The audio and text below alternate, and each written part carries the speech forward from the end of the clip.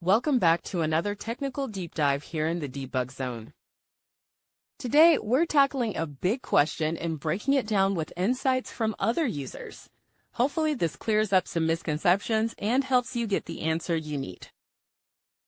So buckle up, stay a little curious, and let's jump right in.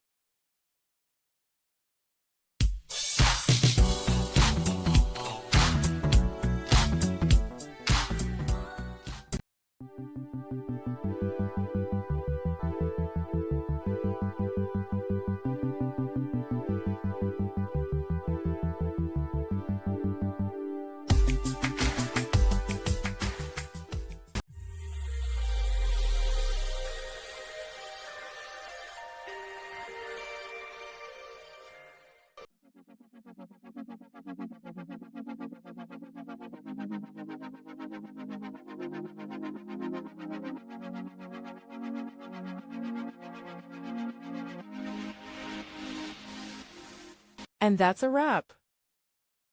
I hope you found the answer you were looking for. If you did, take a second to hit that subscribe button. It really helps out. And let me know in the comments which solution worked best for you.